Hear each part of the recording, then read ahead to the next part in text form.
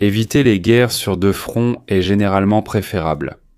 Les livres d'histoire regorgent d'exemples de pays et d'empires qui pensaient en pouvoir s'en sortir, soit par choix, soit par nécessité, et à quelques exceptions près, cela ne s'est pas très bien terminé.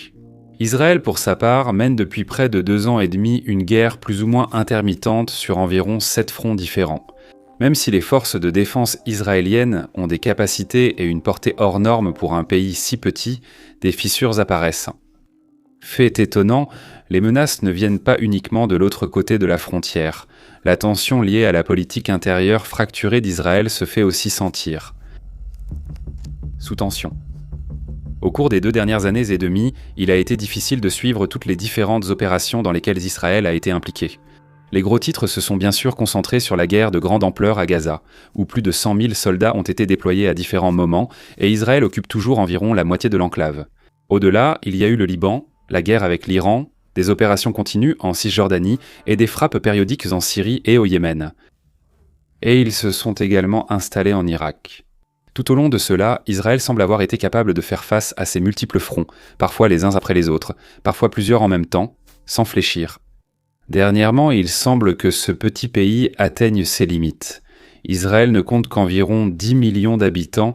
Pour vous donner une idée, c'est moins que la population du Grand Londres.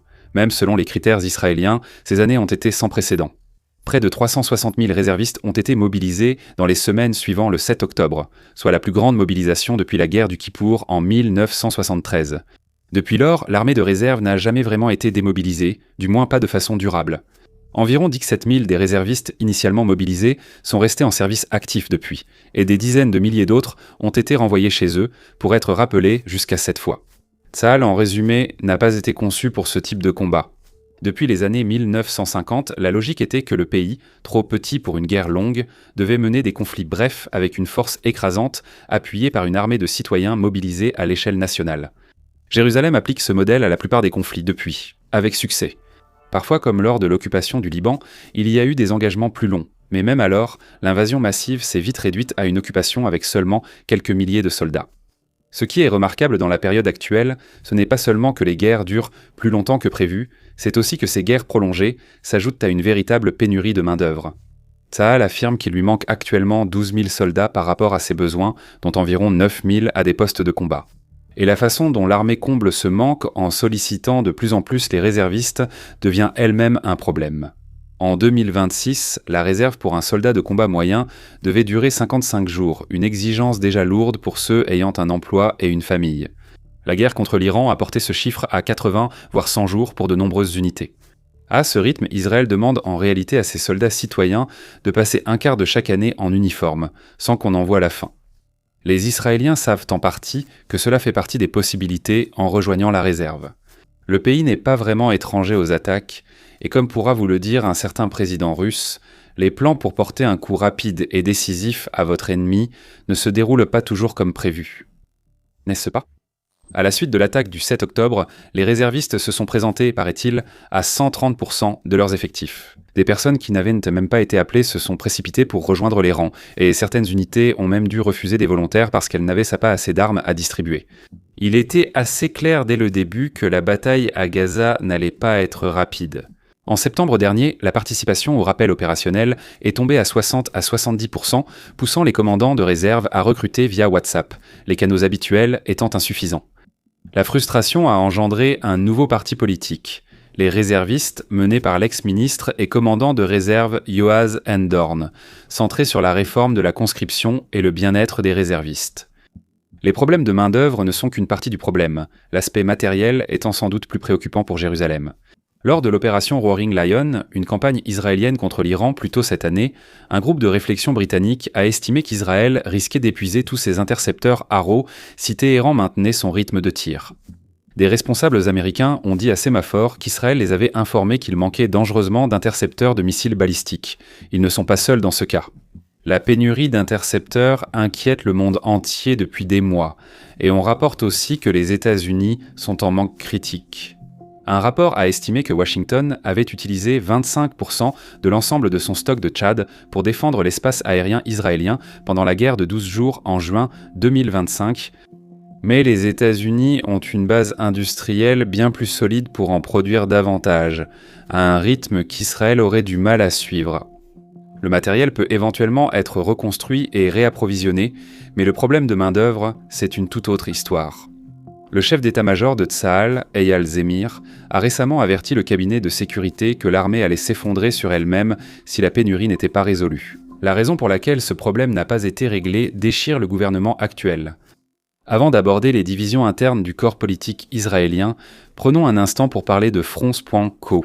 Écoutez, si vous êtes un spectateur régulier de cette chaîne, vous savez déjà ce que je vais dire ensuite. Front est notre nouveau site d'abonnement où nous publions chaque semaine 2 vidéos exclusives et 3 articles d'experts. Même les spectateurs réguliers ignorent peut-être que le site a récemment été mis à niveau. Non seulement il a maintenant un aspect beaucoup plus élégant, mais nous nous sommes vraiment concentrés sur recruter davantage d'experts sérieux pour écrire pour nous. Donc nous avons maintenant des articles sur le site, par des commandants de drones ayant servi en première ligne en Ukraine et par des chercheurs d'Ostente qui suivent obsessionnellement l'évolution des blindages anti-drones sur les chars, par des experts ayant consacré beaucoup de temps à documenter et comprendre la menace djihadiste croissante contre l'Amérique et l'Europe. En gros, Front devient un endroit où l'analyse que vous connaissez et appréciée sur cette chaîne principale côtoie désormais des articles et des vidéos extrêmement approfondies réalisées par certaines des personnes les plus compétentes au monde. Si cela vous intéresse, l'accès coûte seulement 5 $ par mois. Du contenu gratuit est déjà disponible pour essayer avant d'acheter sur Frontstock Co. Mieux que jamais, revenons aux divisions internes qui tourmentent Israël. Qui se bat ? La conscription a historiquement permis à Israël de boxer bien au-dessus de sa catégorie. En gros, quand on est en Israël, il est simplement admis qu'on fera son service dans les forces de défense israéliennes après avoir terminé le lycée. Pour ceux qui poursuivent à l'université, on sert d'abord et on étudie ensuite. Il y a cependant eu une exception à cela depuis les tout premiers jours du pays. Israël a été fondé presque uniquement par des juifs laïcs, pourtant très attachés à préserver une tradition religieuse devenue l'ombre d'elle-même après la Shoah. Les juifs haredim, ou ce qu'on appelle les ultra-orthodoxes, ont obtenu une exemption du premier ministre du pays, David Ben-Gourion. Les hommes très engagés dans l'étude religieuse dans les yeshivas du pays, ne voulant pas interrompre leurs études pour servir, seraient exemptés. À l'époque, cela concernait environ 400 étudiants, ce qui n'allait pas vraiment changer la donne pour le pays sur le plan militaire, donc ce n'était pas particulièrement controversé. Le fait est que les tendances démographiques peuvent fluctuer, et en ce qui concerne les haredim, ces 400 n'étaient que le début. La migration européenne a accru leur nombre, d'autant qu'ils ont aussi beaucoup d'enfants, bien plus que 4 ou 5. En ce moment, ils ont en moyenne 6 enfants et demi par femme, un chiffre impressionnant en soi jusqu'à ce qu'on réalise qu'il était en fait plus élevé, atteignant près de 8 autour du tournant du millénaire. Et souvenez-vous, c'est la moyenne. Avançons jusqu'en 2026 et ces étudiants exemptés de service militaire représentent environ 14% de la population israélienne totale. C'est beaucoup plus significatif en termes d'exemption militaire, mais quand on commence à décomposer ces chiffres par tranche d'âge, cela devient vraiment alarmant. Près de 60% de tous les juifs haredim ont moins de 20 ans, et ils représentent actuellement un quart de tous les enfants juifs du pays âgés de moins de 4 ans. Cela se prépare depuis longtemps, et les gouvernements israéliens successifs ont en grande partie fait ce que tout État responsable ferait. Ils ont reporté le problème.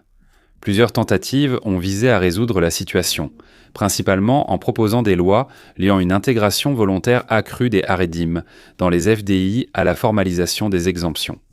Elles n'ont jamais vraiment abouti cependant, et la question est devenue de plus en plus toxique.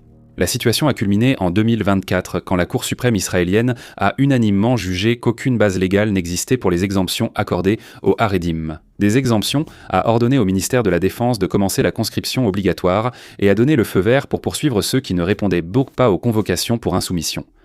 La décision est tombée sur un gouvernement mal préparé pour y faire face.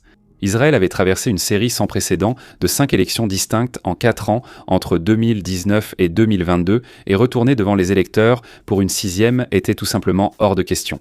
Netanyahou a formé à contre-cœur une coalition avec environ 6 partis distinctes, Betroes, Sibre, Sedicit, Starsitsta, dont les 2 partis haredim, Judaïsme unifié de la Torah et Chasse. Même avec tous ces partis, ils n'avaient qu'une faible majorité, donc aucune marge de manœuvre. Et lorsqu'il s'agit des partis haredim, obtenir leur soutien implique généralement une chose, des garanties pour maintenir l'exemption militaire. Maintenant, Netanyahou a bien essayé de travailler avec eux, mais la guerre a rendu cette question encore plus radioactive que jamais. Aucun des deux partis ne s'implique vraiment en politique étrangère, ni ne pousse aux campagnes menées par Israël. Historiquement, ils acceptent de siéger dans des coalitions avec presque n'importe qui, à gauche ou à droite, tant qu'ils voient d'un niveau réglé les questions qu'ils jugent prioritaires pour leur communauté. Mais Netanyahou et ses partenaires de coalition le sont. Les guerres expliquent en partie l'inviabilité de l'exemption, la pression venant désormais des deux côtés. D'un côté, il y a les partisans de la ligne dure en matière de sécurité, ainsi que les groupes sionistes religieux d'extrême droite, qui forment la base des partis de Smotrich et Ben Gvir, et dont les communautés ont supporté une part massivement disproportionnée du coût de la guerre. Bien qu'ils représentent seulement 10 à 12% de la population israélienne, ils ont constitué environ 45% des morts au combat durant la guerre, et jusqu'à plus de 60% lors des pics de violence. Souvent motivés par un fort nationalisme, ils sont surprésentés parmi les volontaires de première ligne. Vous pouvez imaginer ce que ressentent ces communautés face aux demandes des Haredim de ne pas combattre, aggravées par le fait que les députés qu'ils ont eux-mêmes élus pour les représenter sont ceux qui concluent les accords pour que cela se produise. De l'autre côté, la religion reste tenace, et les partis Haredim ont catégoriquement refusé de céder sur leurs demandes d'exemption. Au fil du temps, alors qu'il devenait de plus en plus évident que Netanyahou retardait toute législation formelle pour officialiser l'exemption, Judaïsme unifié de la Torah a carrément quitté la coalition l'été dernier. Netanyahou a maintenu une égalité à 60 jusqu'à ce mois-ci, quand Chasse a fait de même et a demandé la dissolution de la Knesset. Des élections sont prévues cette année, et bien que les résultats soient incertains, les Haredim ne sont que la moitié du problème. Tandis que les partis Haredim bénéficient de leur récente exposition, une autre faction de la coalition Netanyahou déclenche des crises internationales depuis son arrivée au pouvoir.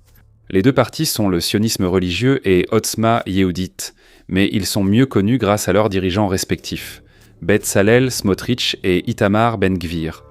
Ces deux hommes sont vraiment sans précédent dans le leadership politique israélien et représentent clairement un virage vers l'extrême droite. Par exemple, il juge le parti Likoud de Netanyahou trop conciliant envers les Palestiniens. Ben Gvir est le plus controversé des deux, et a récemment fait la une en se filmant narguant des militants ligotés et les yeux bandés, arrêtés après leur participation à une flottille d'aide pour Gaza. Cette mise en scène a été critiquée par l'ambassadeur américain et condamnée publiquement par le président israélien. Cela a également provoqué la colère d'une grande partie de l'Europe, d'où provenaient principalement les militants, y compris des pays qui sont habituellement de fervents soutiens d'Israël. Pourtant, aucun de ces hommes n'est un simple député. Smotrich, ministre des Finances, gère aussi une grande partie de la politique en Cisjordanie, notamment les colonies, et a rapidement satisfait ses soutiens ultra-conservateurs. La construction y a littéralement explosé, avec plus de 51 000 unités de logement approuvées depuis 2022 et 103 nouvelles colonies entièrement autorisées. Et si cela ne suffisait pas, plus tôt ce mois-ci, il a publiquement appelé Israël à effacer définitivement les lignes distinguant les zones A, B et C, en faisant référence aux différentes zones qui reconnaissent pour la gouvernance de l'autorité palestinienne sur certaines parties de leur territoire. En d'autres termes, l'annexion. La Cisjordanie, point chaud souvent négligé, subit depuis des années des attaques répétées de colons extrémistes israéliens contre les Palestiniens. Tous les colons ne sont pas impliqués ni favorables, mais la frange violente est assez grande et connectée pour que la réduire à quelques brebis galeuses minimise vraiment le problème. Avec Ben Gvir, qui est lui-même un colon et qui a une longue histoire de soutien à des positions extrémistes, occupant le poste de ministre de la Sécurité nationale, il n'est pas vraiment difficile de deviner de quel côté il va se ranger. En fait, à ses débuts au gouvernement, il était connu pour qualifier sans ironie ceux qui attaquent les villages palestiniens de gentils petits garçons. Des attaques ont visé diverses infrastructures palestiniennes, notamment des maisons, des attaques à caractère religieux contre des mosquées et un village chrétien, mais cette année paraît particulièrement brutale. Selon les données d'Acled, la violence des colons a atteint son niveau le plus élevé depuis octobre 2023. L'ONU a documenté en moyenne 5 attaques de colons par jour en 2025, totalisant près de 1800 incidents, y compris des attaques non mortelles. Pour aggraver les choses, le groupe israélien de défense des droits de l'homme Yesh Din a constaté que 94% des affaires étaient donc classées sans aucune mise en accusation. Pour être juste, ce n'est pas la seule forme de violence qui se produit là-bas. Le Shin Bet a enregistré 57 attaques palestiniennes majeures l'année dernière, contre 231 l'année précédente. Cela inclut des fusillades, des attaques au couteau et des attaques à la voiture bélier. De leur côté, les FDI ne ferment pas les yeux sur cela. Bien au contraire. Et cela les a aussi mis en très mauvais termes avec les colons.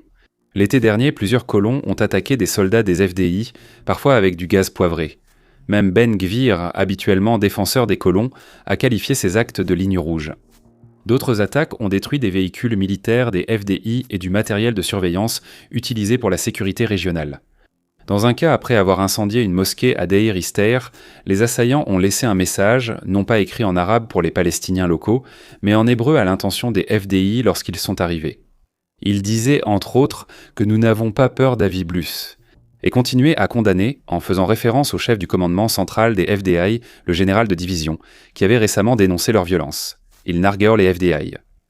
Nous pouvons nous faufiler, incendier des endroits et repartir avant même que vous arriviez. Et, eh bien, il n'y a rien que vous puissiez faire, parce que l'homme qui dirige la police est de notre côté. Netanyahou sait que c'est un problème croissant, mais il sait aussi que s'il limoge Ben Gvir, il perd sa coalition, donc ce statu quo malsain a perduré. Et il faut vraiment insister sur un mot-clé ici, malsain. Plus tôt ce mois-ci, Netanyahou a été informé par un haut responsable du commandement central de Tsahal et le chef du Shin Bet qu'environ 80% des incidents violents recensés par les troupes israéliennes en Cisjordanie sont des attaques d'extrémistes juifs contre des Palestiniens. C'est une statistique stupéfiante en soi, mais cela est encore aggravé par un reportage du réseau Carne d'Israël qui a déclaré, je cite, que l'officier a informé Netanyahou que consacrer des ressources au terrorisme juif a obligé les forces de défense israéliennes à réduire les arrestations de suspects palestiniens de terrorisme, mettant la sécurité de l'État en danger. Le message n'est pas subtil. Les commandants de l'armée eux-mêmes disent au Premier ministre qu'une fraction de sa coalition est devenue non seulement un problème de sécurité, mais apparemment le principal problème de sécurité en Cisjordanie. C'est en fait l'exact opposé du combat autour de la conscription. Les Haredim sont partis parce que Netanyahou ne pouvait plus les protéger, tandis que le fait que Smotrich et Ben Gvir restent est ce qui provoque le chaos ailleurs. Aucun de ces arrangements n'était viable, et à en juger par tous les signes, les différences qu'ils avaient réussi à masquer sont désormais tout simplement trop grandes. Israël organisera bientôt de nouvelles élections pour la première fois depuis le 7 octobre.